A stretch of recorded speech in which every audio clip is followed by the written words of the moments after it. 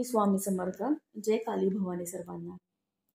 विशेष करून जे साधक भक्तजन भगवती मा कालिका यांच्या कोणत्याही स्वरूपाची पूजा साधना करीत असतील त्यांच्याकरिता हे कवच अति फळदायी आणि अत्यंत विशेष आहे.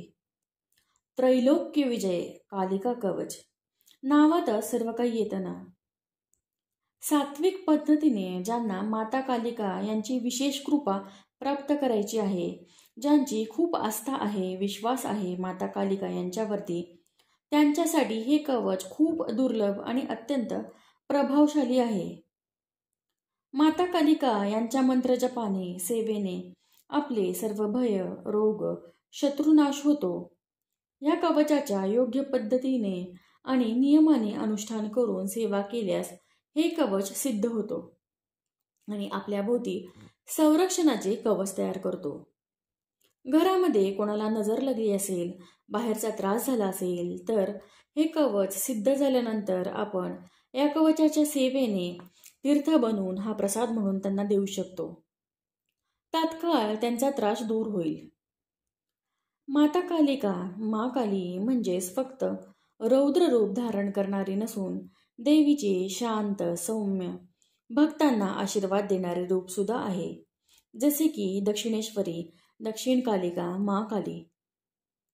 देवी ही तिच्या लेकरांसाठी सदैव रक्षण करणारी भलं करणारीच आहे, हे लक्षात घ्या आणि निसंकोचपणे ही सेवा करा.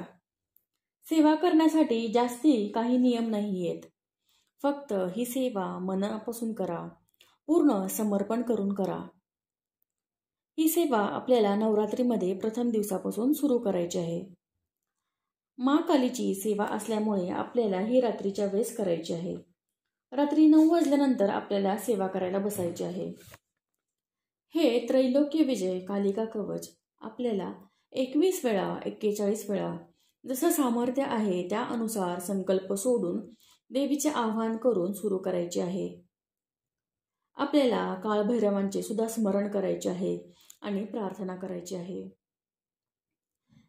तसेच माता कालिका यांना लाल फूल अत्यंत प्रिय आहे. गुलाबाचं किंवा जास्वंदीचं फूल तुम्ही देवीला अर्पण करू शकता. 3 फुलं एका वेळेस तुम्हाला देवीला अर्पण करायची आहेत. सेवा करताना मोहरीच्या तेलाचा दिवा लावावा. तसेच देवीला 1 जोडी लवंग 1 जोडी बत्ताशाचा नैवेद्य दाखवायचा आहे. या सेवेमध्ये देवीला मधाचा नैवेद्य दाखवायचा आहे.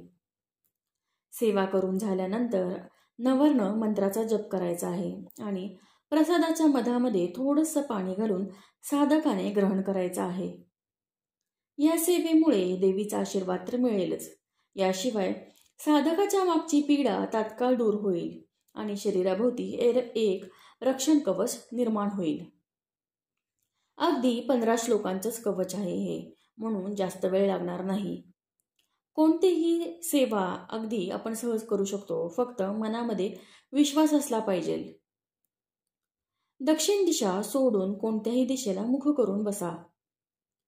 कवचच्या पठण करण्याआधी आपल्याला माता कालिका तसेच आपले कुलदैवत कुलदेवी यांचे स्मरण सुद्धा करायचे आहे. या कवचाच्या साधकाला भूत प्रेत शत्रू राहतच नाही. भगवती कालिका स्वतः त्यांचा वार त्यांच्यावरच पलटून टाकते. म्हणून या कवचाची महिमा अनंत आहे. संपूर्ण समर्पण करून एकदा ही सेवा करून बघा. माता कालिका कोणत्या ना कोणत्या रूपामध्ये कुणाच्याही रूपामध्ये येऊन तुम्हाला नक्कीच दर्शन देईल आणि नक्कीच अनुभव मिळेल. व्हिडिओमध्ये या कवचाचा फोटो मेन्शन केलेला आहे. सेवा करण्यासाठी तुम्ही स्क्रीनशॉट घेऊन सुद्धा ही सेवा सुरू करू शकता. तर आजसाठी एवढेच. माहिती आवडली असेल, व्हिडिओ आवडला असेल तर एक लाईक नक्की करा आणि चॅनलला सबस्क्राईब करा. धन्यवाद.